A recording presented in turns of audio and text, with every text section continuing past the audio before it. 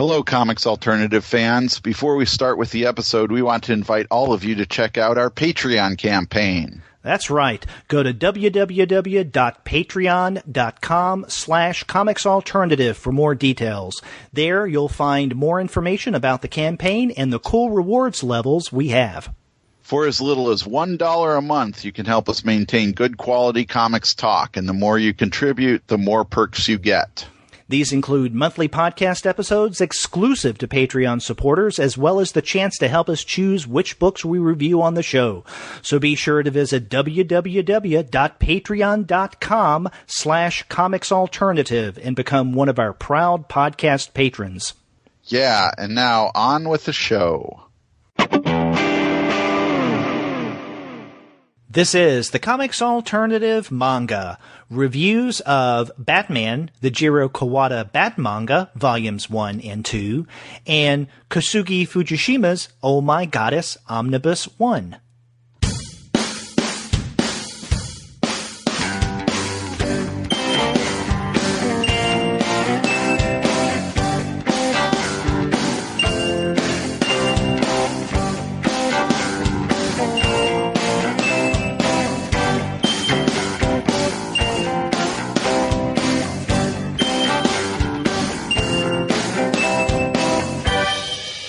Hello, and welcome to another episode of the Comics Alternative Manga. I'm Derek. And I'm Shea.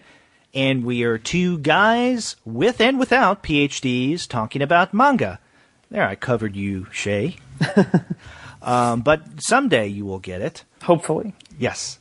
And on this month's episode of the manga series, we're going to be looking at two recent titles, or recent in the sense that different editions have been recently published. First, we're going to look at Batman, the Jiro Kuwata Batmanga, the second volume of which just came out in July. And then after that, we're going to look at Kosuke Fujishima's Oh My Goddess, Omnibus Volume 1. But before we get to our discussion of those titles, we want to let all of you guys know that this episode of the Comics Alternative Manga series is brought to you by the wonderful folks at Discount Comic Book Service. Go to their website, dcbservice.com, for all of your comics and manga pre-ordering needs. There you'll find all DC, Marvel, Image, and Dark Horse titles at 40% off the cover price if you pre-order. For all of the other publishers, you're going to find that those discounts are 20 to 35% off the cover price. And every single month, you're going to find some incredible specials. Sometimes those specials are at 45% off cover price. Sometimes they're at 50% off cover price. But many times, you're going to find discounts that are much more impressive than that.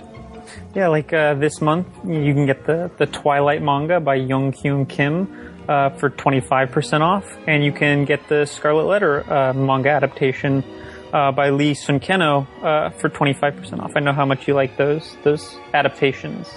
Yeah, in fact, I not long ago read the Scarlet Letter, the new adaptation of that in manga form that you just mentioned. Very good, probably the most complete version of any comics adaptations, manga and otherwise, of the Scarlet Letter that I have found. So definitely check out those specials and more at the website of Discount Comic Book Service, and that is dcbservice.com.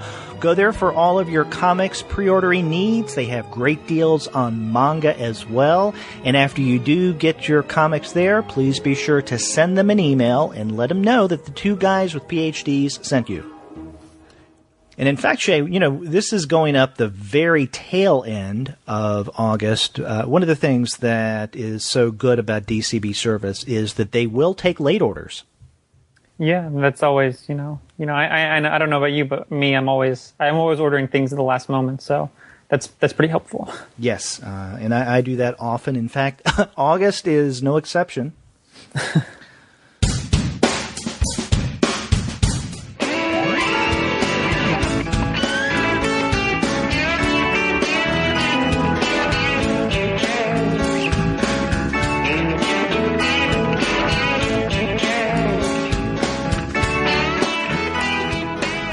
So, Shea, let's begin looking at the titles that we're going to discuss today or this month on the August manga series. And the first one that we're going to be looking at is Jiro Kuwata's Batmanga. Mm-hmm. So now this second volume of Batmanga came out back in July in the first from DC Comics, and the first volume was released in December. Now, what DC began doing, I think last year, was to put out the Kuwata Batmanga comics put them out digitally through Comixology. Now, did you read any of them through those means? No, I hadn't. I was aware that they were doing that, but I wanted to wait for the physical releases. So I got the first print edition that it came out, I believe, late last year, and then obviously this second volume now. But I hadn't read any of them digitally when they were first kind of coming out. What about you? I didn't read the DC digital stuff that came out starting last year. But I also did not read the original print incarnation of Kuwata's Batmanga because I remember when this came out, though, in 2008, Pantheon released some of these, not the complete run, but some of these strips as Batmanga! The Secret History of Batman in Japan. And I know Chip Kidd did the design for that book. Yeah, I'm a really big fan of the way that book looks. I hadn't had the chance to read it and actually read some of these strips when it first came out, but I always kind of was a big fan of the way that looked as a physical object. Well, it's designed by Chip Kidd, so you can't go wrong with that. Well, his more recent stuff I'm not as big a fan of, but that one definitely got me. Yeah. And now what DC is doing, first digitally and now in these print volumes, is going to release the entire series of Kuwata's Batmanga. And is this going to be 3 volumes? Yeah, as far as I know, they're accurate American versions or English versions of the Japanese 3-volume set that came out in 2013, I believe, and that was the first time that had the series had been collected in Japan. And so, from what I understand, these are just kind of English editions of those physical releases. So I think it's going to be 3. Now, this originally came out, at least in Japan, in 1966 and then 67, correct? Yeah, the stories in the second volume. I didn't look to see what the dates were on the stories from the first volumes, but definitely the second one. Well, I believe they did start in 1966, right? Because it does definitely have that mid to late 60s Batman feel to it. Not only the new look Batman, but definitely influenced by the television show that was a runaway hit here in the U.S. Oh yeah, it's definitely kind of a response to the Adam West show, and you can even tell some of the chapter titles where they kind of reprint the title pages from the magazines in which they were originally printed. It says he's something like he's the most popular hero, whether in comics or TV. So yeah, it was definitely sold as kind of a response or a tie-in to the Adam West show, which I guess was popular enough in Japan to kind of warrant this version. So yeah, it's definitely of a piece with that series.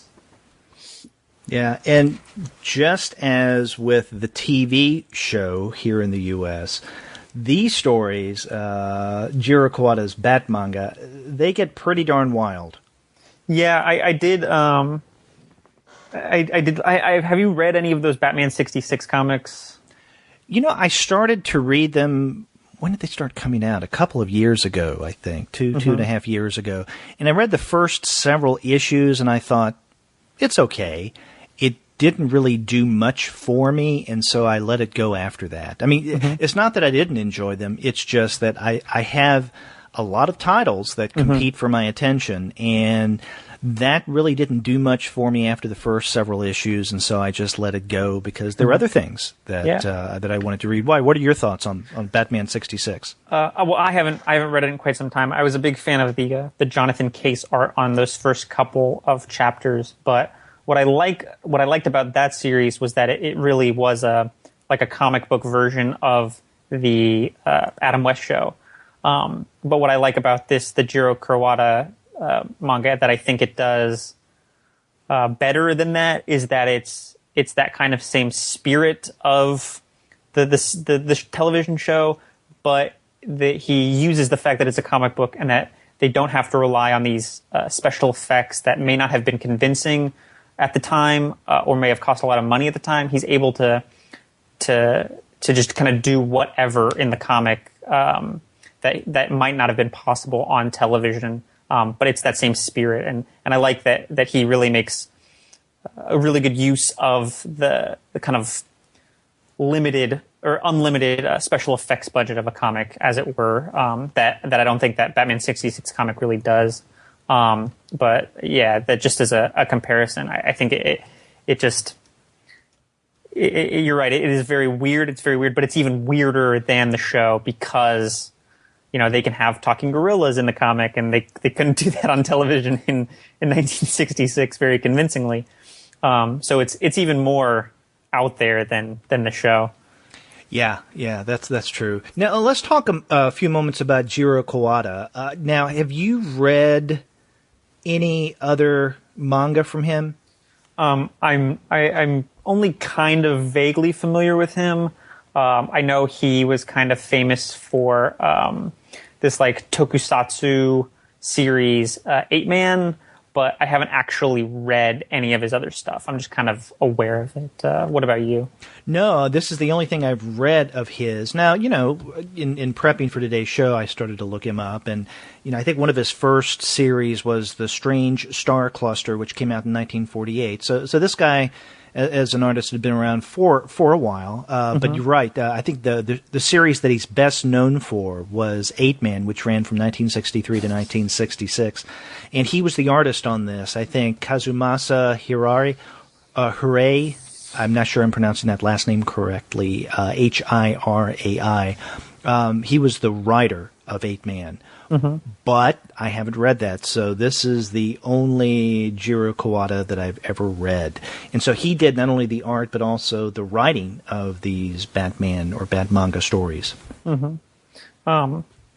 Before, I guess, we get into the series itself, have you read any of the other kind of like late 60s, mid 70s manga adaptations of any other superheroes? Because I know there's a really famous Ryoichi Ikegami Spider-Man comic that is just the weirdest thing. Are you familiar with any of those? Are you familiar with that kind of tradition at the time of taking these American superhero properties and putting a very Japanese spin on them? Have you read any of that stuff? Or? No, the Batmanga is the first like this that I've read, but now you've whetted my appetite for this strange, as you put it, or weird manga take on Spider-Man. What was that like?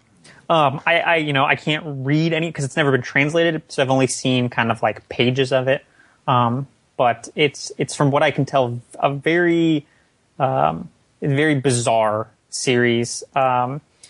But Ryoichi Ikegami has this really illustrative style that I think worked really well on at least the stuff of I've seen. But I mean, the covers alone were these kind of really lush painted homages to like the sculptures of David and stuff like that. And so they're just these really weird things that I've only ever like seen images from. I've never been actually to really read them, but they're really interesting. I'd really like to see Marvel do that series like DC's been doing this Batman series. So we could have Spider-Manga.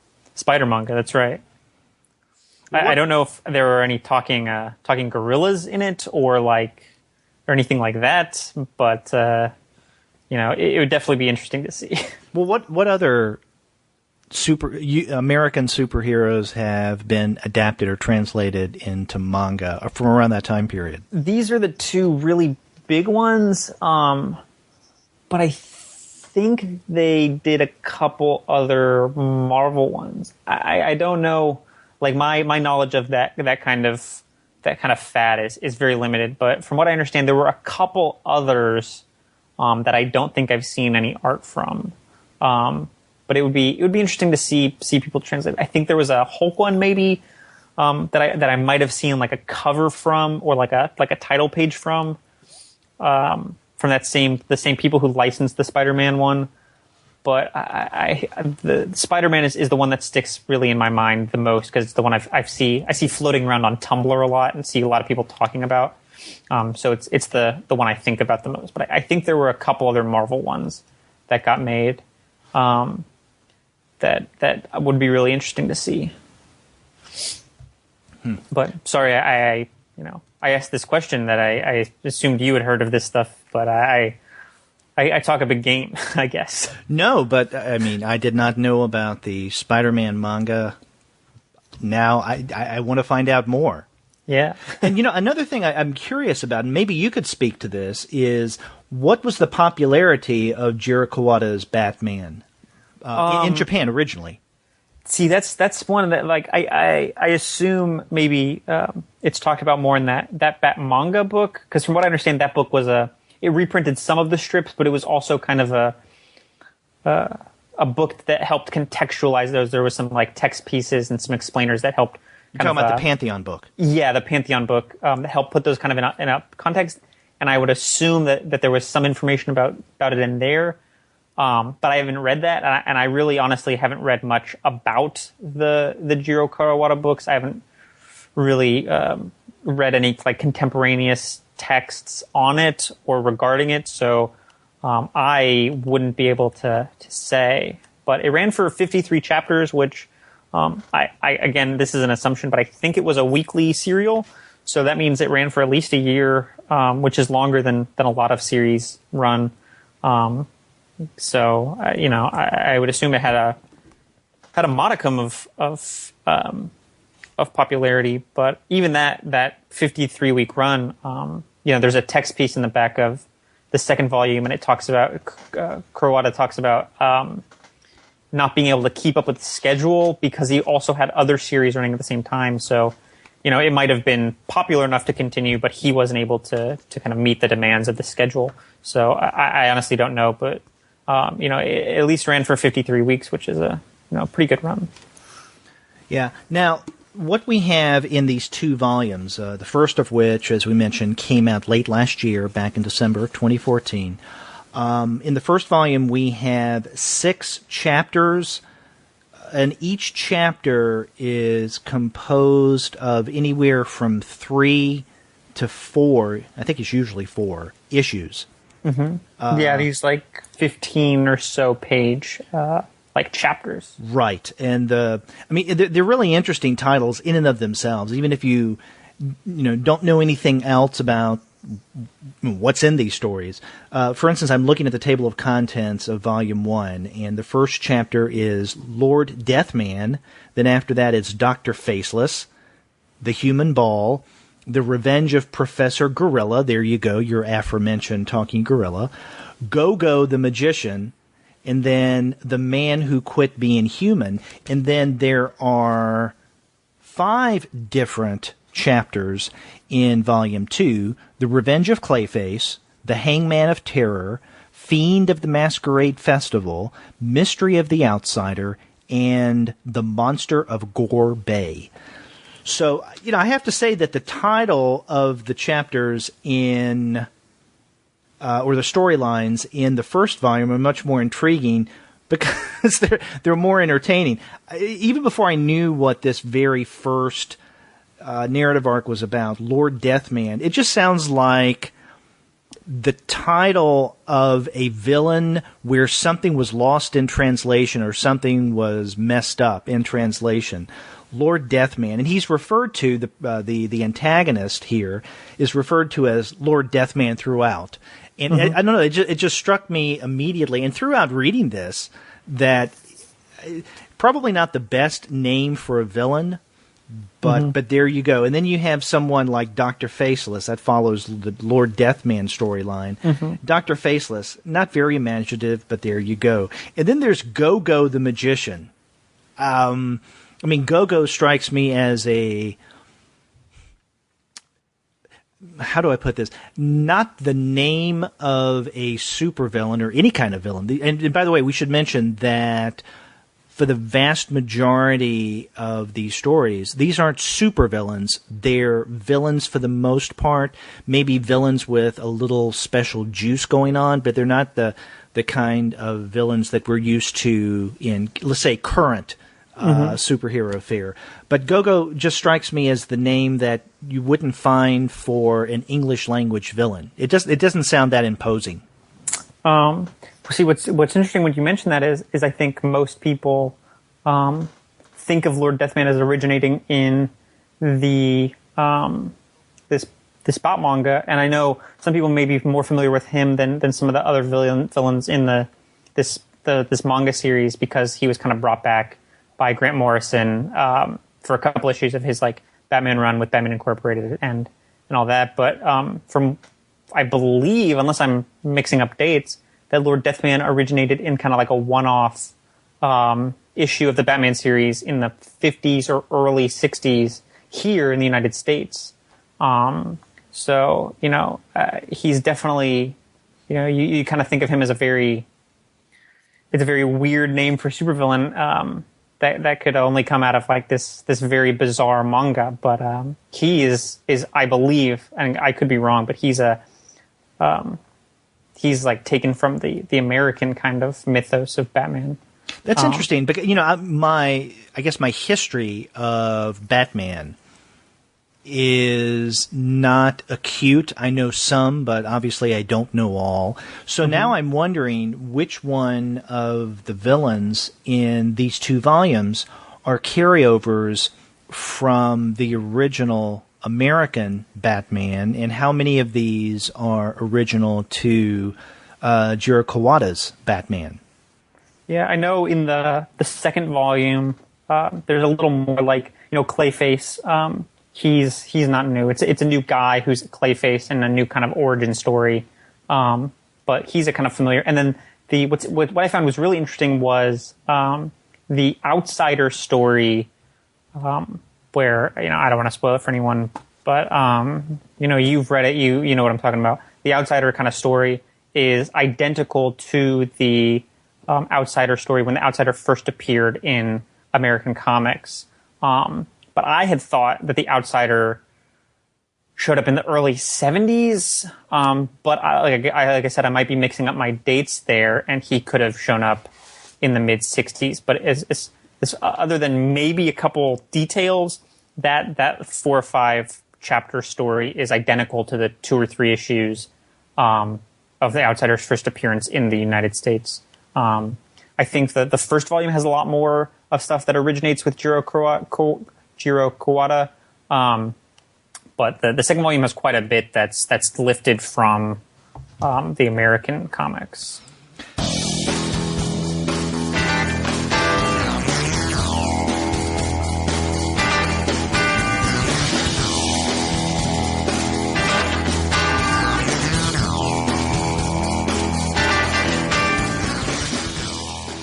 Yeah. Now, on the topic of the story in the second volume, Mystery of the Outsider, I want to bring in, another question, or at least topic for discussion that we can bring to Batmanga.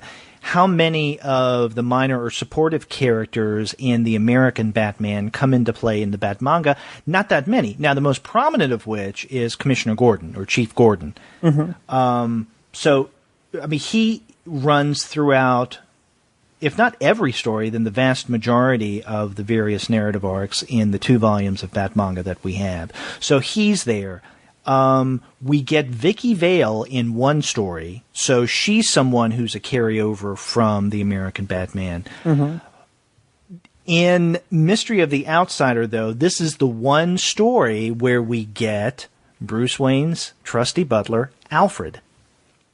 It's the only time that we find Alfred, and again, I don't want to go into too much detail about what goes on. We try to avoid spoilers on this podcast, but the way that Alfred is used in Mystery of the Outsider, it's very much like a plot device. In other words, he doesn't seem to be there on his own accord or for him as a character so much as he is for the Outsider story to really come into play.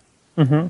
So I just looked it up, and I guess the Outsider had shown up just the year before that Kuwata was doing his Outsider story. But yeah, it's his series is very different from what we are kind of used to with Batman. And I was thinking about that quite a bit, just in terms of like where we see Batman. You know, I think most people are used to seeing him in this very dense urban environment, usually at night, not a lot of light. But here we see him in the woods, we see him on the beach, we see him in the water quite a bit, we see him during the day quite a bit.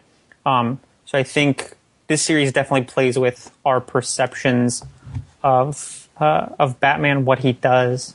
So it is like you said, we don't see a lot of his supporting characters, and it's very divorced from what we kind of expect when we read a Batman comic, because I think a lot of people are conditioned to expect to see certain characters and to see certain environments, but they really don't show up that much in this. Yeah, this is definitely not the Dark Knight that we're talking about here. No, and it shares that same kind of sensibility as the show, that kind of poppy, goofy almost sensibility.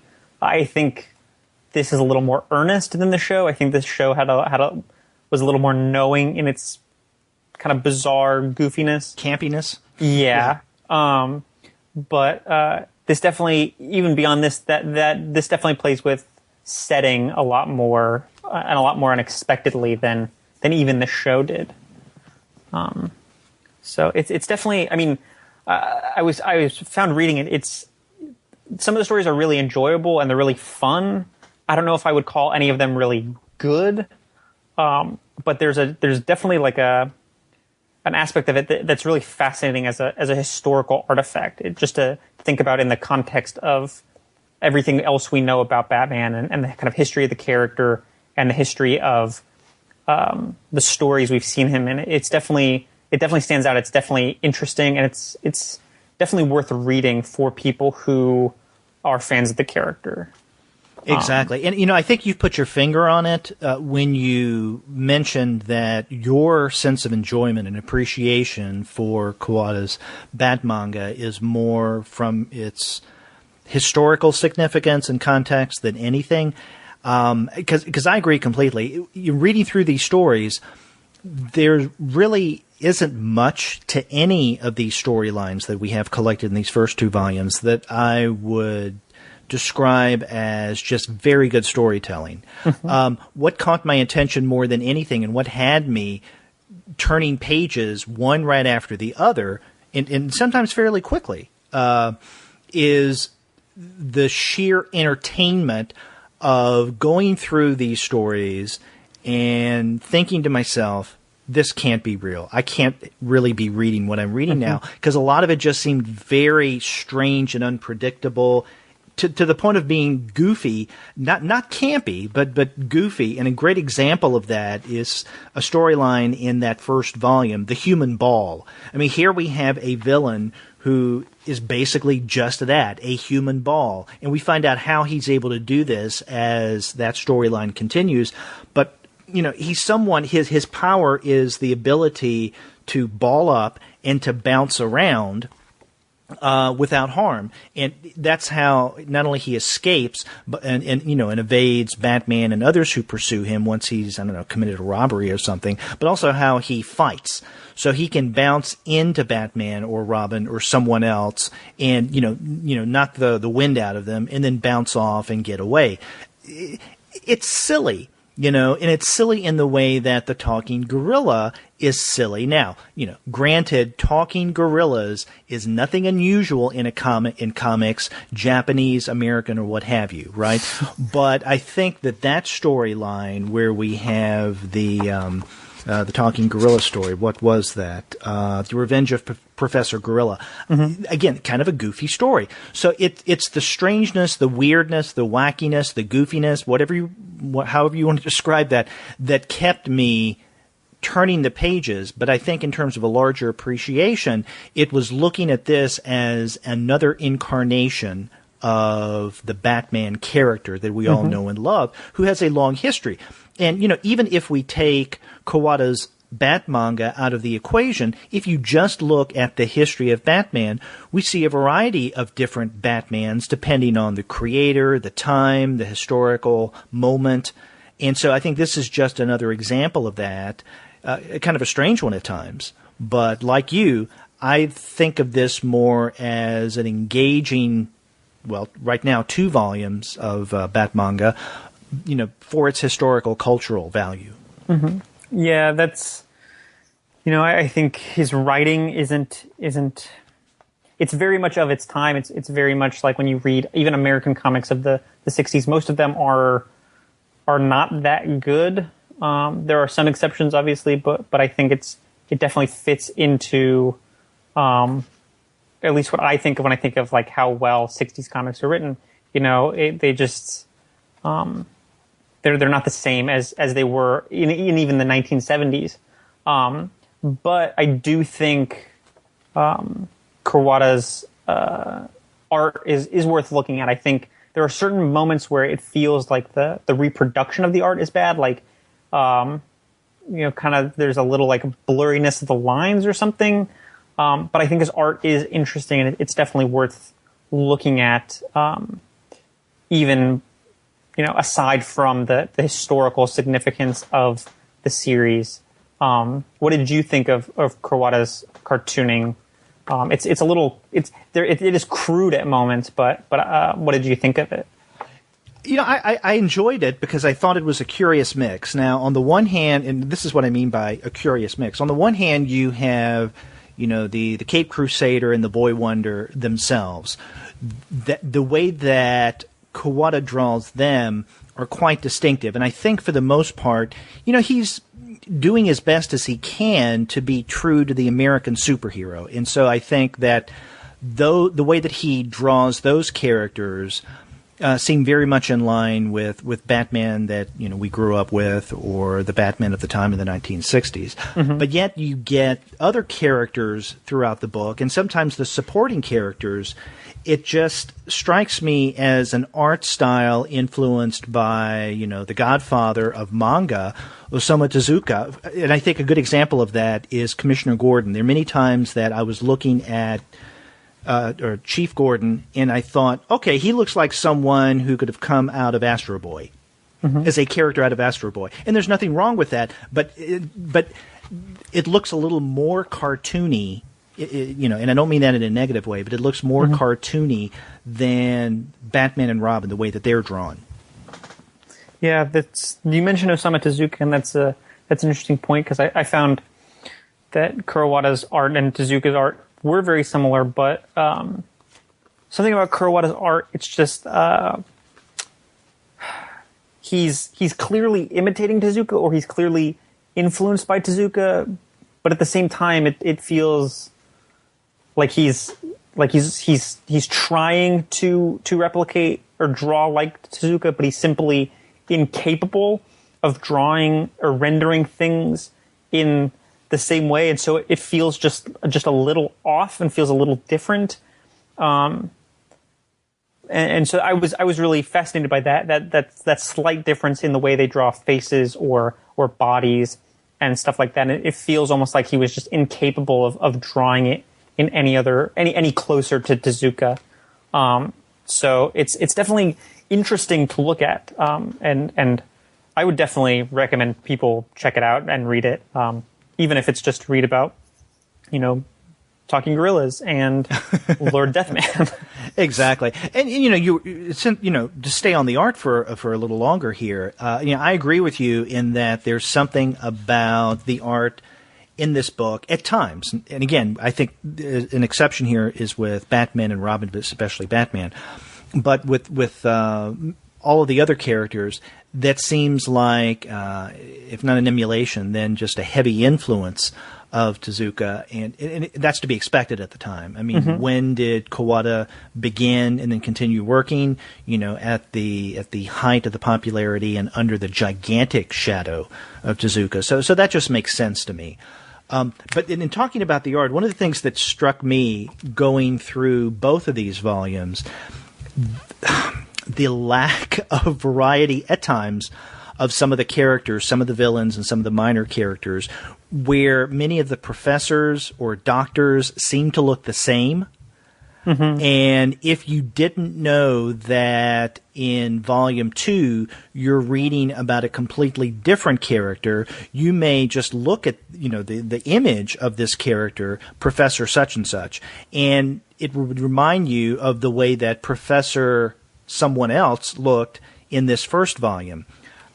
So, but even that might be influenced by Tezuka, because if you read enough Tezuka, I mean, they refer to it as Tezuka's star system, and Tezuka would consciously redraw faces as if he were a director recasting these actors in his troupe in the way that Wes Anderson or Quentin Tarantino have these stable of actors that they continuously work with. And that's a good point. Even that might be influenced consciously by Tezuka.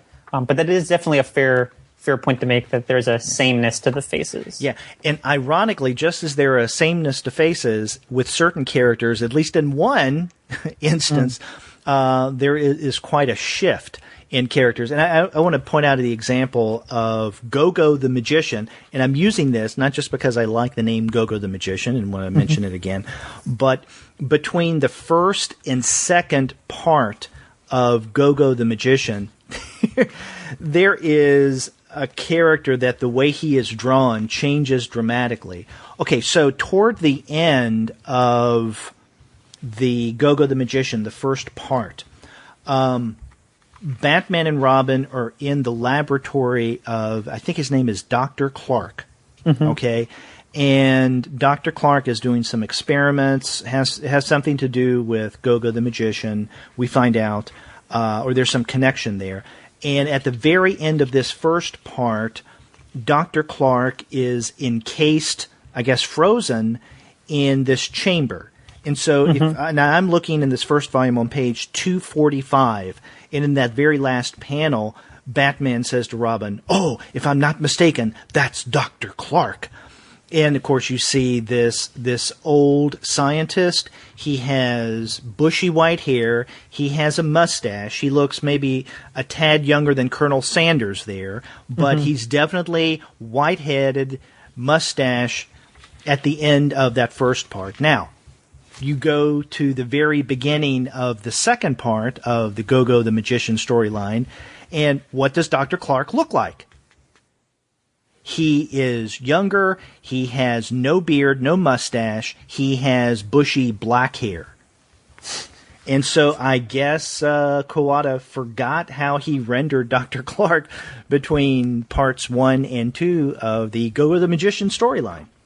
It could be, because those manga artists, they work with assistants, so maybe the assistant just messed up one or two lines, or he, forgot to draw one or two, or he inked, something that he wasn't supposed to ink, and maybe it was as simple as that. But and that's an anomaly. I don't want to suggest that is an example of what you'll find throughout both of these volumes of Batmanga, but I had to do a double take as I was reading this story, Gogo the Magician. It's like, wait a minute now, is this someone else? Was someone substituted for Dr. Clark between parts 1 and 2? But no, it was just a mistake. But getting back to the main point, you're right. I think a lot of these characters do look very similar. The Kuwata is using some of the minor characters, and I think a great way of explaining this or trying to understand this is Tezuka's star system. You're right. I hadn't thought of that originally. Yeah, or it could be, and even that could just be a a time-saving device because, like I mentioned earlier, he was having trouble. According to him, he was having trouble kind of keeping up with the demand. So maybe it was just he wasn't even thinking of the Tezuka star system. He was just trying to save time, and so he's kind of just using these stock faces to make sure he got his pages in on time. Yeah, well, and Tezuka was saving time as well.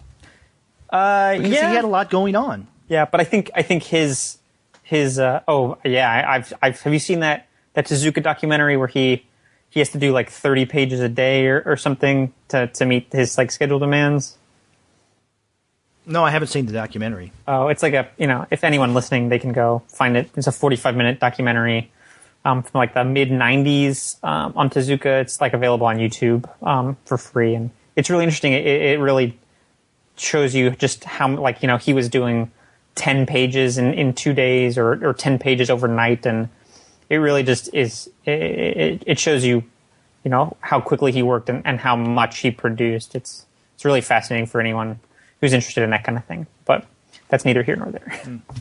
Okay, well, Shea, let me ask you this. Between these two volumes, we have, I guess, 11 different storylines, chapters, if we want to call them that. Is there one or two of these 11 that really stand out to you in any way, either as one of the most solid stories or one of the most outrageous or one of the weirdest, strangest, least convincing, wackiest? I think, I'm a big fan of the 1960s, the 66 to 69 Adam West show. I like the kind of goofiness of it. I think that's really endearing. So I'm going to go with my favorites, and my weirdest, farthest out there are the same. It's going to be kind of like a toss-up between the Lord Deathman one, the Outsider one, and I just had it in my head. The Professor Gorilla one. I think those three are just really kind of funky and weird, and they feel very much like a bad blaxploitation movie or like a really cheap grindhouse movie. Then all its faults and kind of silliness and crudity are very endearing and charming. And so I think those three are definitely stand out. But I do like the I can't recall the name of it, but it's the one with the kind of bat-looking alien. You know what I'm talking about?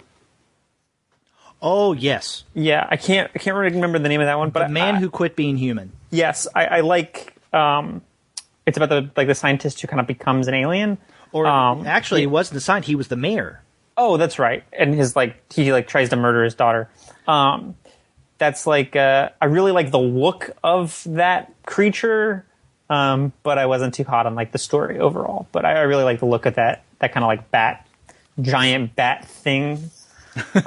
What about you? What are some that really stand out for you? Well, the two that stand out between these two volumes, basically one in each. Now, I agree with you on The Mystery of the Outsider. The Mystery of the Outsider is one of the two that really I enjoyed all of them in different ways and for different reasons. But in the second volume, Mystery of the Outsider really stood out because, well, as I mentioned earlier, it's the one story where we have Alfred. He is absent every other chapter in these first two volumes here.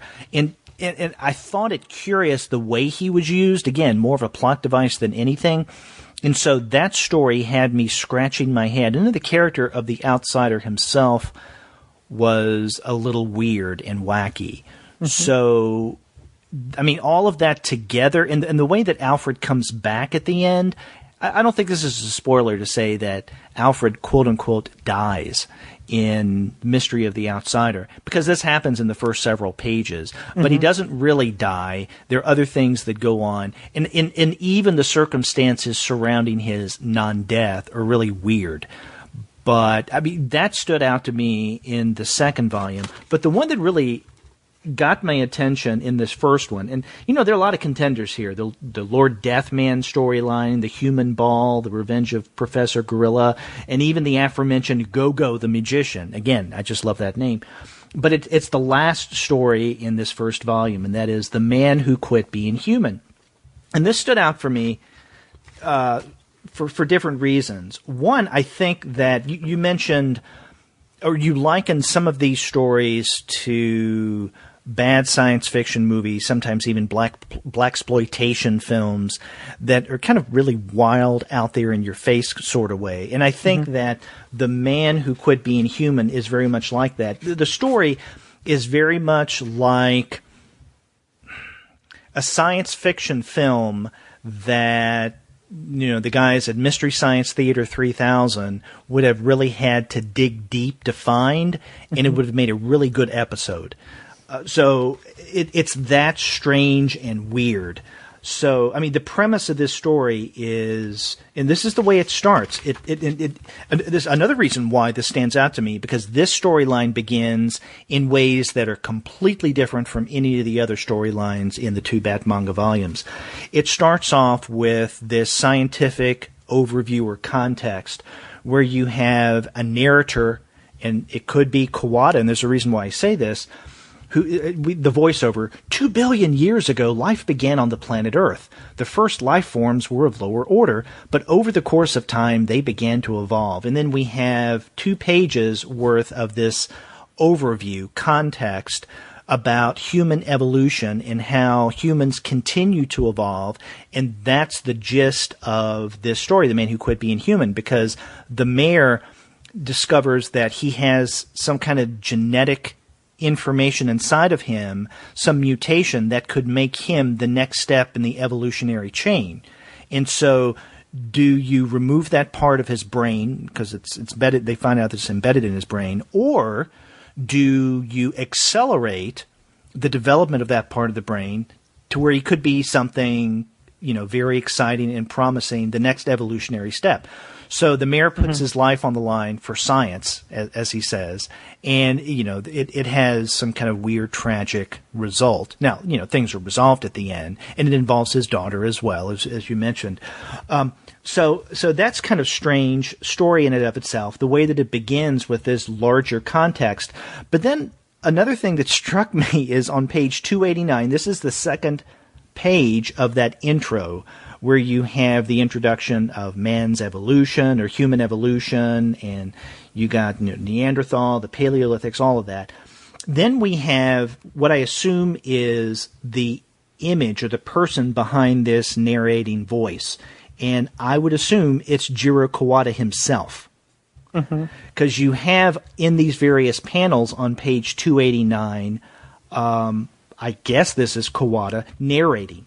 And so that voice that we heard early on, 2 billion years ago, life began on the planet Earth, that this is, I assume, Kuwata's voice, because then on that next page we see him, and, he seems a little silly in places. So that's another reason why The Man Who Quit Being Human stands out to me, because it's a shift, a difference in the kind of storytelling that we see in these other Batmanga stories. So that was the one that really did it for you? In that first volume, but in the second one, I think it was The Mystery of the Outsider. Just because of, the Outsider himself as a villain, but also the uses and abuses, if you want to look at it that way, of Alfred. So one of the things I guess just to shift the topics a little bit, one of the things I definitely wanted to get your take on was the kind of full color, or I guess limited color, title pages. I really enjoyed those. I really enjoyed the composition and the design of those. But I was interested to see whether or not you thought those were kind of garish and gaudy, or if you enjoyed the kind of limited, simple color palette of them, or what kind of your take on that was. Oh, I love the color covers. In most of the color, I think all the cover that we get in both volumes 1 and 2, they're only the covers, but not all of the covers of the various, I guess, original issues are in color. I would have liked to have seen more. Yeah, I definitely like his use of those thick kind of dried out reds that are almost pinkish. I really like those, the kind of flat, opaque reds that he uses. I thought were really good. But you're right. I definitely would have liked to see more pages or interior pages of it that were color like that. Yeah. And I know in the second volume we get, I think, I didn't count them, but I think we get fewer of those color pages, those covers, than we do the number of colored covers in the first volume. Yeah, there's only a couple, but I really liked it. Yep, I do too. Well, what did you think of the numbered panels? That's not... I actually didn't notice that very much. There were a couple points where I noticed it, but it's not that uncommon. You see it in Charles Schultz Peanut strips. You see it in Osamu Tezuka cartoons or comics. And you see... So it didn't really bug me too much. Did you have a problem with it at all? Or? No, it's just a little unusual. It didn't bother my reading. Yeah. Comprehension or appreciation, but I noticed them. Yeah. I don't think it's something like... I mean, obviously people don't do it anymore. And I haven't seen anyone do it for, a number of decades. But yeah, if you read like Osamu Tezuka cartoons, or I keep saying cartoons, comics, from the like 40s and 50s, like that period right after the war, and kind of into the 60s, you'll see it a little bit. And then, like I said, even like Charles Schultz was doing it. But yeah, it's it's really not something. It is really unusual reading it nowadays. Yeah. Okay. But real quick, I do want to add that I really liked, and some people may not pick up on this, but I really liked the logo of the Batmanga, because the kanji of Batman, the Batman kanji, all have the bat ears. So I really like that. I just wanted to mention that really briefly.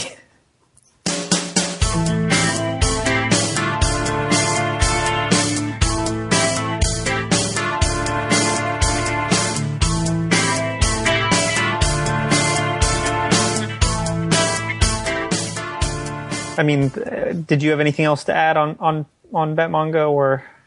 No, I think we ought to move on to Oh My Goddess. Okay. So now, had you read Fujishima's Oh My Goddess before this omnibus? I had not. I was not really aware of it. I wasn't really familiar with it much at all. I think, I'd heard maybe a couple people mention it over the years.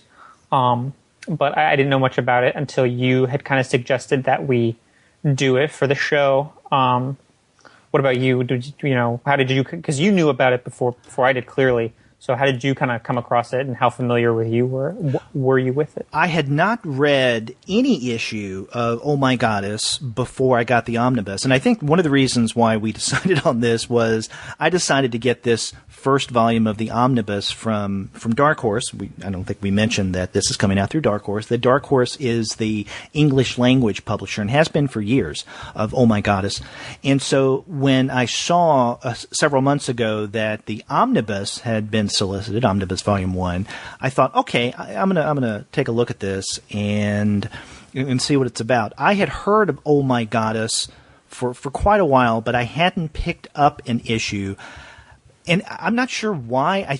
I have a suspicion why I didn't. I thought it may be one of these very popular titles that I probably won't appreciate, and I don't want to come across as a manga snob, but I have dipped my toe into some of the very, very popular manga series at times, like Bleach, like Fruits Basket, and others, and they're okay, but they just haven't held my attention enough for me to carry on beyond, let's say, 2, 3, or maybe even 4 volumes. And so I thought that Oh My Goddess was one of those. Mm-hmm. So I hadn't read one, but I decided to get this omnibus, and once I got it, I think that's when I suggested to you, hey, let's read that on the next manga show, because I already have a copy of it. Mm-hmm. And I'm glad that I did, because it's different from what I expected, so that's a very pleasant surprise. And this is a very popular manga title. And this is one, when I told my daughter, who I've mentioned before a number of times on this show, she's the one who has helped to educate me, along with you, Shea, on manga. And when I said, we're going to be discussing Oh My Goddess, she said, you mean, Ah, My Goddess. And I said, well, no, it's Oh My Goddess. And she said, I've always heard it as Ah My Goddess. And I did a little research into that, and it has been translated at times, especially I think the anime version, as Ah My Goddess. And there's even some controversy within the manga/anime community of which it should be. Now, Dark Horse has been publishing the manga as Oh My Goddess, but it has seen light as Ah My Goddess, A-H instead of O-H. And in Ah My Goddess, it is A-H exclamation mark, My Goddess. Whereas this Dark Horse, the Dark Horse English editions are O-H My Goddess exclamation mark. Yeah, I was vaguely familiar with that kind of those two different titles, but obviously you've done a little bit of more investigating, because I was like, I guess there, maybe there's an earlier translation that had that title, and because stuff like that happens, so I really didn't know what was going on with that, but I didn't think too much of it. But clearly, that's why you're you. You gotta find out. You gotta investigate. You gotta get the answers for the readers. Yeah. Now, this first volume of the Omnibus came out just this month in August, and the second Omnibus volume is coming out in December. Mm-hmm. So if you really like this first Omnibus volume, then it won't be much longer till we get the second. Now, the original run of Oh My Goddess, or if you prefer Ah My Goddess, ran between September of 1988 and April of 2014, at least the original Japanese series. So it ended not that long ago. And this omnibus collects the first 23 chapters of Oh My Goddess, and that, in essence, is the first 3 collected volumes that appeared in Japan. But in the first, I guess, U.S. Collected volumes, the 23 chapters goes into, but not completes, the 4th Dark Horse volume, at least original. Mm-hmm. So, at least in the early stages, the Dark Horse English editions, from what I can tell, had a different makeup of what the original Japanese volumes contained. So, anyway, but this first Omnibus collects the first 3 volumes, or the collections, of the Japanese Oh My Goddess. So it's a good, chunky text. Page count here. You have over 500 and... You have about 560 pages of story. Yeah, it's similar to what Dark Horse is doing with their Lone Wolf and Cub omnibuses, because those are like 900 pages, but they do like 2.5 of the smaller format books, the Tankobon. So the Dark Horse is weird when it comes to like reformatting and repackaging their stuff. But yeah, they make sure to pack in a lot of stuff regardless of what it is. There's a lot of it in those omnibus editions. Yeah. Now, you mentioned Lone Wolf and Cub, the omnibus editions, and I think that's another reason why I decided to go ahead and get this first volume of Oh My Goddess Omnibus 1, because I had been impressed with what Dark Horse had been doing with their manga titles and the omnibuses. Mm-hmm. So you mentioned Lone Wolf and Cub. We've mentioned on the show before, and we may even discuss it in the very near future, they've started to collect in omnibus editions the Kurosagi Corpse Delivery Service. Mm-hmm. They just recently are starting to do that with Astro Boy as well. Mm-hmm. So I thought, okay, if they're doing it with these titles, and now they're doing it with Oh My Goddess, I got to check out Oh My Goddess and see what all the hoopla is about. Yeah, I did appreciate that there's a difference in the format of this Oh My Goddess omnibus with the Lone Wolf and Cub omnibuses and the Samurai Executioner omnibuses that they've been doing. Those, the Kazuya Koike, Gosuke Kojima comics, they've been doing in, like 700, 800, 900 page omnibuses. They've been doing it at and there's so many pages, and it's the trim size is so small, it's almost like a cube. It's not quite a cube, but it's almost just like a brick of comics. There's almost too many pages in that, and it's difficult to read some of them without just destroying the spine, which I think does, it's a nice way to get a lot of comics for, very cheap. It's like 1,000 pages of comics almost for $20, and that's great, and they're really good comics. But I think, having to like destroy the physical object almost to read some of those full pages does the comics a disservice. But I liked that the Oh My Goddess one had a larger trim size, had a nicer paper. It's definitely something that was easier to read than the Lone Wolf and Cub or the Samurai Executioner omnibuses. So I did appreciate the differences in size with this one than the ones they typically do.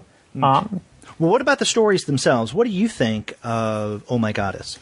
I had, I like you, I had some preconceived notions about this, but I thought it was going to be, very much like in our first episode, we talked about kind of some of the things that people associate really greatly with manga and anime. And I just kind of assumed this was going to be one of those series that was kind of the source of those stereotypes. It was going to have the giant eyes and no backgrounds and no plot and stuff like that. The kind of negative stereotypes that people have about manga. And it does have the big eyes as like the moe eyes and stuff like that. But the art and the story were a lot more polished and finished than I was kind of expecting. It was a lot cleaner than I was expecting. But in terms of its narrative, it's very much a soap opera, and so they were enjoyable. There wasn't anything about them that was off-putting or that I would really consider bad. It just doesn't have the kind of and I'm not upset that I read it. I read almost 700 pages or so of these comics. It just isn't. It's not the kind of thing that I think I would seek out. It just doesn't have that. It's too plotting, I guess. We talked about when we did our JoJo's Bizarre Adventure show. You asked me if I would keep reading JoJo's Bizarre Adventure, and I'm going to get the third volume of the Phantom Blood, and they just announced the first hardcover for the second part, and I'm going to pick that up because there's like a movement and an energy to that series that it makes me excited to read it, and it makes me want to continue to read it. It was just kind of meandering. It was a little too meandering for me. But like I said, I wouldn't consider it bad. It's just not the kind of pace I typically enjoy. But what did you think about the stories? It's interesting. Several things that you said resonates with my feelings, both as I agree with you and also as I differ from you in terms of my reading enjoyment.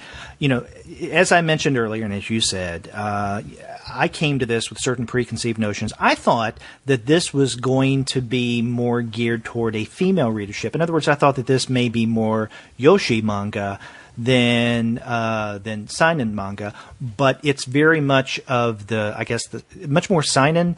And one of the reasons why I appreciate that, and this gets back to, I guess, the episodic nature that you mentioned, is this title reminds me a lot of Rumiko Takahashi's Maison Ukoku.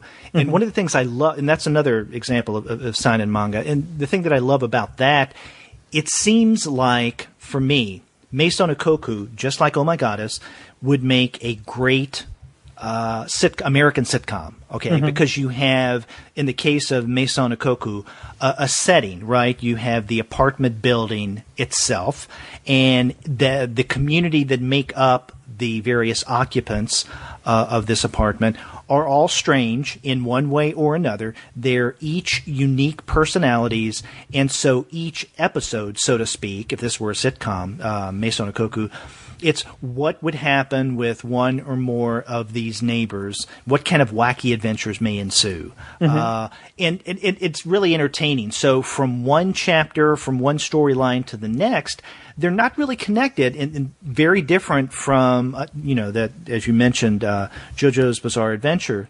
You have different adventures there, but they're all compellingly sequential, leading to a larger storyline. You really don't have the same thing going on with Maison Ukoku, and more to the point with Oh My Goddess, because once you get the premise of Oh My Goddess in this first story, you basically have the setup about everything in Oh My Goddess. In that first chapter, the number you have dialed is incorrect. Basically gives us the background that we have going on here in Oh My Goddess. You have the main character Keiichi Morisato, and he's sticking around, his apartment. He's in an all-male dorm, and he's answering the phone for one of his roommates. And somehow he mistakenly calls, oh God, what is that computer system called? How do you pronounce it? Yggdrasil? Yeah, it's like Yggdrasil. Yeah, it's the Norse mythological like world tree, and it's got too many vowels, and I can't pronounce it really effectively. Or maybe I am, and I'm just really because I've never heard it pronounced aloud. I've only ever read it. So maybe I'm pronouncing it correctly, and I'm just not confident in my pronunciation. Yeah. So he accidentally gets a caller. He calls that number, and then next thing he knows, Bell Dandy, comes out of a mirror, and I guess that's one of the ways that she travels is through mirrors. And so she pops out of the mirror and says, "You called, and you need a goddess to grant you a wish." The wish that he asks for is that she, this very attractive female, will stay with him forever. And she grants the wish because she has to. And then that's the premise. That's the setup of Oh My Goddess. And so every adventure that Keiichi and Bell Dandy get into is premised on that assumption that she is a goddess, she comes from this other realm, that she can do certain things, she can conjure certain powers. Of course, if she does too much, it drains her and she falls asleep and can't wake up, adding potential, complications to the story. That Keiichi can't be separated from her, that if someone tries to drive the two of them apart, and there are various characters in this first omnibus who do, that causes problems, that, the system has a way of reacting to that if it counters the wish that was granted. So in that first storyline, the number you have dialed is incorrect. That premises everything, and then the entire series moves from there. Now, we get additional characters and plot complications as the various chapters progress, as things unfold. But nonetheless, they're all premised on him, Bell Dandy. They can't be separated. Wackiness ensues. Mm-hmm. And this leads to, women wanting Keiichi even more because he spurns her, and it is very much like an American sitcom. It is, and you know what sitcom it reminded me of? What's that? I Dream of Jeannie. To a certain degree, because of the magical I can see element. That. I can see that. It reminded me a lot of some listeners might be familiar with the anime Tenchi Muyo, which has, it's a pretty different plot, but it a guy and a bunch of women are basically in living together, and the women are all kind of aliens, and they cause a lot of problems for the guy, and so it's. But you're right. The basic, aside from the kind of magic and supernatural elements, it's definitely a pretty standard sitcom.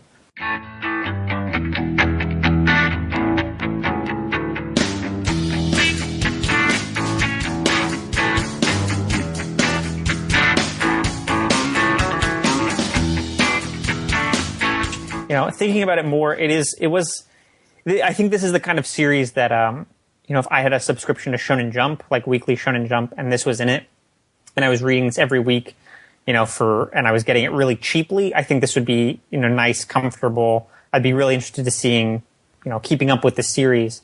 It's just that kind of thing that you just kind of, you don't have to think about too much.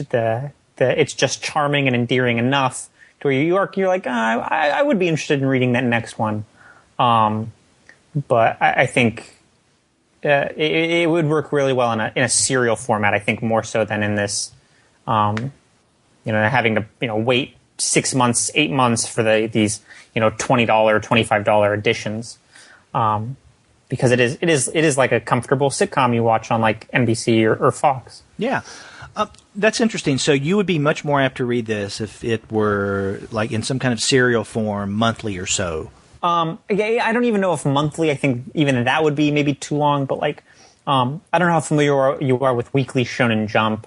They used to be monthly Shonen Jump, but now they do like like the week after a serial comes out in Japan, they'll have the English version, and they do it digitally, and it's weekly, and it ends up being like $20 or $30 for the year, and you get, every week, and then, and so you get access to a lot of these comics really cheaply. You get them to your smartphone or to your iPad or whatever, and you can just, read them at your leisure. And, when you pay $15 a month for the monthly Shonen Jump, you kind of feel bad if you don't read one of the serials, but at the weekly, it's so cheap that you don't mind. I think this would be really good in that format because you wouldn't have to pay much for it. You'd get it really regularly. You wouldn't have to wait long between installments. But yeah, I think like in a weekly format, in something that's like really cheap and disposable, I think that would be really a really ideal format, at least for me, the way I kind of read it. But I don't know. It lasted 46 or 48 volumes of the paperback, so maybe I don't know what I'm talking about. Well, so I'm assuming that you're not going to be beaten down the door to get volume 2 of the Omnibus when it comes out later this year. No, I was listening to you talk about it, and I was like, it was kind of like charming and endearing, and I wouldn't be averse to continue to read it, but it's the kind of thing like you wait so long to read it, and then I'm going to forget that it's even coming out, and then I'm just it's going to be next year, and I'm going to look at it on my shelf and be like, oh, maybe I should get the second volume of that. But so I think just something a little more regular would be, it's not like Sunny where I'm just kind of fiending for it, and I'm willing to wait 8 months between volumes because I love that series so much, and I love Taiyo Matsumoto so much. This is very much more the kind of thing I have to keep kind of coming back to it, or I'm going to forget about it. It's like I said, it's very comfortable, but like those sitcoms that maybe you watch every week, for 5 or 6 years. It's comfortable and it's nice and it's enjoyable and it's fun to watch for 30 minutes a week, but it's not so good that the minute it's off the air, you're going to keep talking about it and thinking about it and it's going to become like a cultural touchstone. It's not like that. Yeah, I see where you're going with that. And by the way, Sunny is one of those titles that we do have to eventually get around to discussing on this show. Yeah, I think when it concludes, the next volume, we'll do it. We'll do it then. Yeah, but yeah, coming back to Oh My Goddess, I see that this may not be one of those that really sticks with you, that you eagerly anticipate the next collected volume, omnibus or otherwise. But you have used the word charming a few times to describe this, and I think that is another really good way of putting your finger on this series. And it is pleasant, it is enjoyable, and charming. And I think that's one of the reasons why it affected me. And again, because I wasn't expecting this kind of story, but then once I read it, I thought, I like this. And as I mentioned earlier, it reminded me of the experience a number of years ago when I first started to read Meisou no Koku. I had the same kind of feeling about that manga title as well. So even some of the characters in the opening of Oh My Goddess turn out to become charming, because you remember in that first storyline, the number you have dialed is incorrect.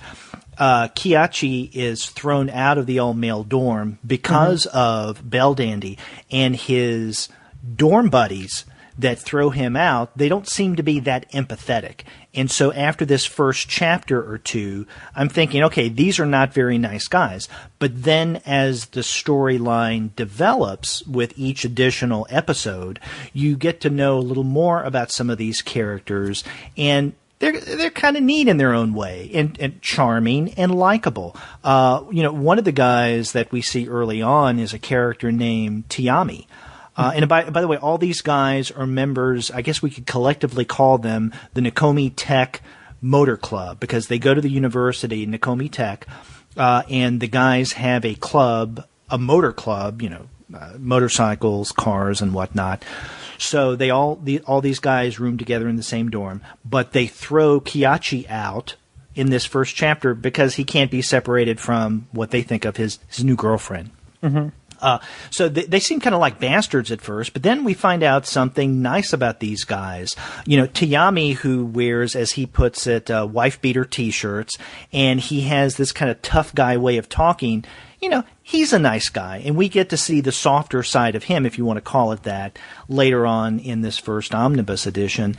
And then another character who's a member of the Nikomi Tech Motor Club is Otaki. And Otaki, he looks like, I guess, he dresses like a punk. He dresses in leather with sunglasses. He has this tall, bouffanted hair. And fairly early on, we get to see a more human side of him, not the guy who threw Kiachi out of the dorm, but someone who has problems meeting women. And so Bell Dandy helps him to start dating this woman that Otaki has an eye on. And so we do get to see a more human, pleasant, and I guess charming side of some of Kiachi's dorm mates, or former dorm mates. So even the people who first we think of as rough, we get to see a human side. Another example of that, now you mentioned that because of the relationship, the otherworldly relationship between Bell Dandy and Kiachi, no other person, especially a woman, can come between Kiachi. But now that he has someone like Bell Dandy, he is becoming attractive in his own right. And a main character, or a character who keeps coming back again and again, is a woman by the name of Sayoko. And she is someone who is, I guess, the campus queen until Bell Dandy comes on the scene. And then whenever Bell Dandy's around, the guys don't really notice Sayoko the way that they used to. And so now Sayoko is trying to get Kiachi from Bell Dandy, but of course every time she does, something happens. And so at first you think that she's going to be a real bitch of a character, but again, as you get into the stories in this first volume, you get to see a more human, I don't know if I'd use the word charming, but a more human side of Sayoko. So you realize that she's not all that bad. Yeah, and that's very, I guess, common. You see that in like a lot of these long form manga. These characters who, on their first appearance, kind of seem adversarial. They eventually become kind of friendly characters. You definitely see it a lot in like shonen manga. The kind of rival character or the initial bad guy character becomes a rival. But yeah, that's really common, and you see it happen a lot with the characters in Oh My Goddess. But it's a really light, fun series, and so I didn't mind that it definitely fits that formula of these long form soap opera-y manga. Now, one character that we were introduced fairly late to in this first volume is Sayoko's cousin, Toshiyuki. Now, I haven't seen a good side of Toshiyuki yet, but maybe in the second Omnibus volume we'll get to see a more human side to him. Yeah, he was definitely in that one scene where he's like, "You got in my car, and so you should have sex with me." That was definitely not a cool guy move. No. That was a really ultra sleazy move. Yes. But there's what 45, 43 more of these basically. So he's got time to turn it around. Right. And in this first Omnibus volume, we're also introduced, and I think this is in the second half, to one of Bell Dandy's sisters, Urd, U-R-D. Now, she has another sister that we're going to see, I think, early in this next Omnibus volume that's going to come out in December, Scold, but we haven't seen her yet, but we do get to see this other sister, Urd. And again, coming back to I Dream of Jeannie, and I can't remember the details, but didn't Jeannie have kind of a more evil type sister? It's been so long since I've seen an episode of I Dream of Jeannie, but it's something I've seen like so little of it. Okay. But I recall, I love Barbara Eden. So isn't her mother? Doesn't she kind of fit that role? Oh, you're thinking of Bewitched. Yes, I'm thinking Bewitched. You are right. Yes. I haven't seen... I just confused the two. I am more familiar with Bewitched than I am with I Dream of Jeannie. Yeah. So I have no idea. But Erd, coming back to Oh My Goddess, yeah, Erd, when we first see her, she seems like an evil version of Belldandy, or maybe a selfish version of Belldandy. Someone who is a temptress, in fact, when we first see her, she literally seduces or attempts to seduce Kiachi.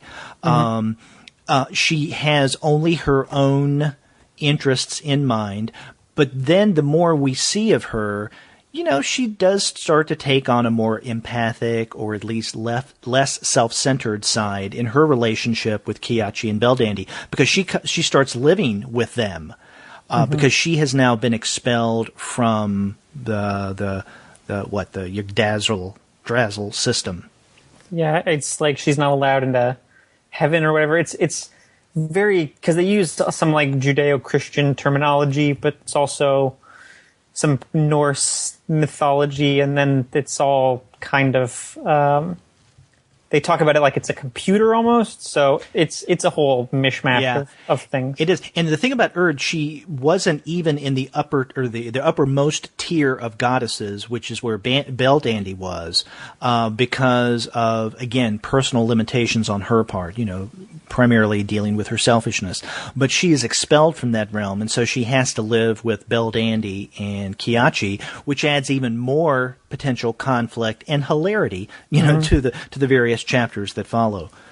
Yeah, and then, even Keiichi's sister even threatens to move in at one point, and then I'm sure in this next omnibus we'll see Belldandy's second sister. She, no doubt, moves in. Oh, yeah, she's going to move in, I've heard. Yeah. And, you mentioned Kiachi, her sister, or his sister. And again, that's one of these other complications to the basic premise of this story. Kiachi is attracted to Belldandy. His wish was that she didn't leave, and she's not. But throughout the 23 chapters of this first omnibus volume, he keeps trying to make a move or to get close or more intimate with Belldandy, and for various reasons, he's really unable to do so. And that's one of the ways that his sister, Megumi, comes in, because she stays with him temporarily while she's looking for a place, and she ends up going to the same university he does. And he can't make a move on Belldandy with his sister there.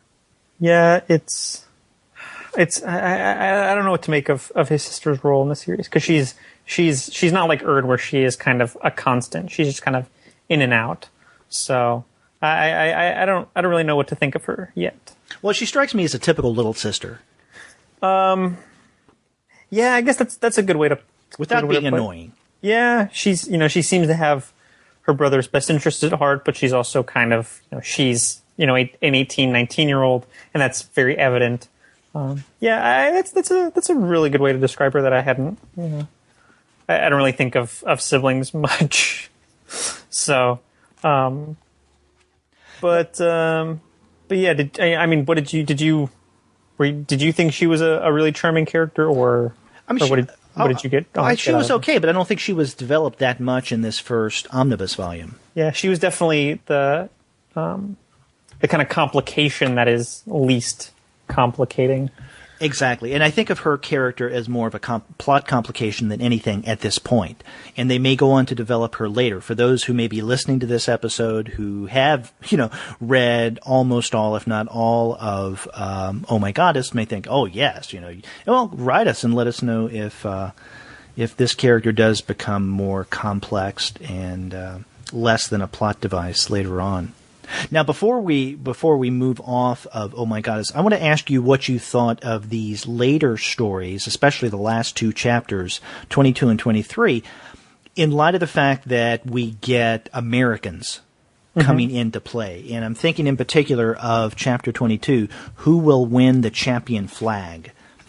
I really liked not just those chapters, but all of the chapters that had a particular emphasis on kind of motorcycles and cars, because I really like the way that Kosuke Fujishima draws those things. I think he's got a really good sense of motion, and I like the way he draws those things when they're racing. And so I thought those were really just visually engaging. Some of my favorite ones actually are the ones that involve motor vehicles. But in terms of like the way his like American characters. I mean, they're not in it very much, but I was actually surprised that they weren't more kind of obnoxious and sleazy. I would, they're less like caricatures than I had kind of assumed they were going to be. But like I said, you don't really get a lot of them. It's mostly them just kind of yelling at each other because they're in a race. But what did you think of Fujishima's American character? Well, see, I did see him as, to a certain degree, caricatures, and that's why. I mean, I'm with you on the whole racing, cars, motorcycle thing. I think that Fujishima does a great job with that, and there are a variety of stories in this first volume of the Omnibus that do that. But, I mean, after all, much of the action takes place within the Nikomi Tech Motor Club and the people who are members of that, so that just makes sense. But these last two stories in particular, I was curious, because here we have these two Americans, and I think that they're, to a certain degree, kind of caricatures in that, they're not just from any place in the U.S., they are from Los Angeles. So there's a man and there's a woman, and they become part of this race that is the central part of these last two chapters, 22 and 23. They do seem a little on the superficial side, and so you get, L.A., California, superficial. Those are some, stereotypes that I think are being played with here. And also, here you also have American characters who seem to have their own stereotypical assumptions about the Japanese, to the point of being insulting, even though Kiachi and others aren't necessarily insulted, or at least we don't see them overtly insulted, unless I'm not thinking of something right now. And so, I mean, this is interesting in that you have Fujishima, who is Japanese, writing about Americans in certain caricatured ways to some degree, as, very, to maybe a certain degree, the ugly American, but playing on certain cultural stereotypes of certain Americans in order to make the point. Not in no way am I faulting Fujishima for his representation of these LA characters, but I just find it curious that he brings these in at this point and does with them what he does. Mm-hmm. Yeah, I mean, I didn't mean to say that they're not kind of they don't embody certain stereotypes about Americans and about Los Angelinos. There's definitely a lot of that there. I just thought it would be more kind of overt and like bigger and just a louder stereotype. But you mentioned them kind of being rude to each other, and what really surprised me was that I think these two very snobbish, arrogant, people from LA going to Japan without much understanding of the culture there. I'm surprised there weren't more instances of the Americans really just doing innocuous things or things they think are innocuous that end up really offending the Japanese. Just the differences in etiquette. I'm actually really surprised there wasn't more examination of that, because it would have been such an easy thing to do, and it would have been such a true to life thing to do. But you're right. They do fulfill certain stereotypes about Californians and about Los Angelinos. But I'm with you. I don't know. They're these like kind of national race champions who come to Japan because they think Kaiichi and Beldandy are the Japanese national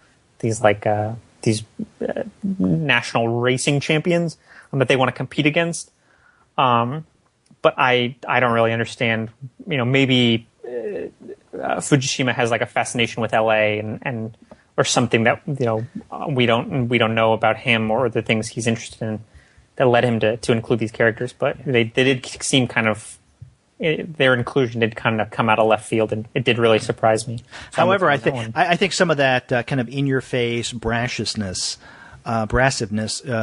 we'd see if these characters were from Texas instead of L.A. Oh yeah, because that's definitely a stereotype about Texans as well, and they are that they're definitely arrogant, but not as arrogant as I would have thought Fujishima would have made them. Surprisingly, yeah. Well, overall, I really did enjoy Oh My Goddess Omnibus Volume 1, and I'll probably end up getting the second Omnibus when it comes out later this year. If someone reminds me that it's out, I will probably pick it up as well. Okay, I'll send you an email. Okay.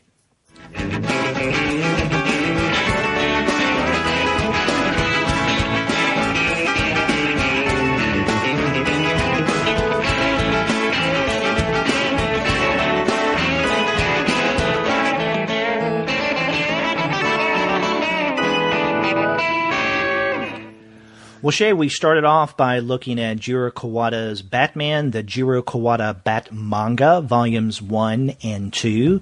And then we followed that up with a discussion of Kosuke Fujishima's Oh My Goddess Omnibus Volume 1. So there was a lot of reading for this month's show. Yeah, we like to give ourselves a lot of homework. That's right. It's a good thing these are only monthly shows. Yeah. I don't know if we could accomplish this if it was an every week thing. Exactly. Oh yeah, definitely. I'm doing too much with the podcast as it is.